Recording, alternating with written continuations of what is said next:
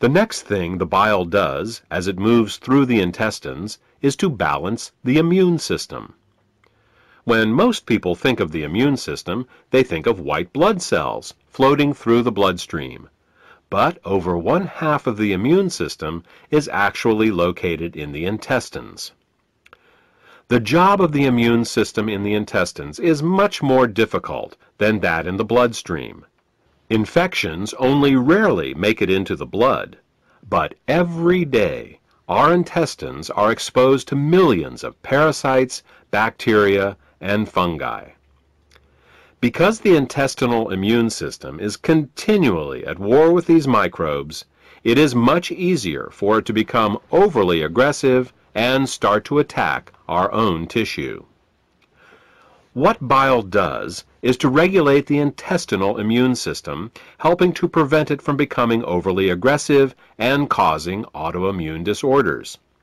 If you're suffering from a gut-related autoimmune disorder, it may be because of a blockage of bile flow. The last thing that bile does in the intestines is to kill parasites and candida. Tests show that even the healthiest person still has some degree of parasitic and fungal infection.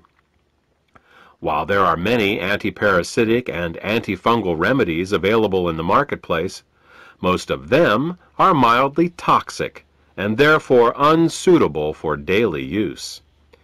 If, however, your bile flow is healthy, then you have a built-in defense against parasites and candida.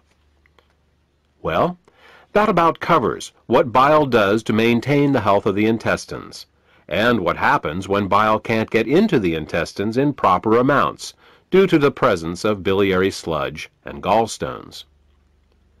Now, let's turn our attention to what happens when biliary sludge and gallstones cause toxins to back up into the bloodstream. Just as the kidneys remove water-soluble toxins from our bodies, the liver removes fat-soluble toxins from our bodies by putting them into the bile.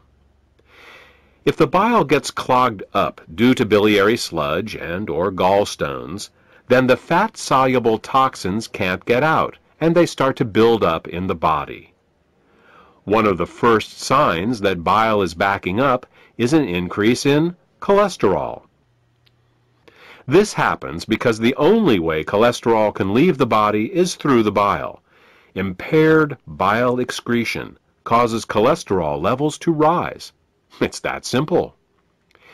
In addition to the levels of cholesterol rising, bilirubin levels can also begin to rise. If they get to be bad enough, you can see the whites of a person's eyes, and sometimes their skin, take on a yellow tint. The technical term for this is jaundice. While an increase in cholesterol and bilirubin levels in the body is easy to recognize, the accumulation of other toxins is not. Literally thousands of toxins and chemicals are processed by the liver for removal through the bile each day. When gallstones and biliary sludge prevent these toxins from leaving the body, they begin to accumulate in the bloodstream and the tissues, causing all sorts of problems. Dissolving gallstones and biliary sludge is an often overlooked but vitally important part of any detoxification program. The last problem we will discuss, that is caused by bile backing up into the bloodstream, has to do with immune function. As we said earlier, bile plays an important role in the immune system of the intestines by keeping it from becoming overly aggressive.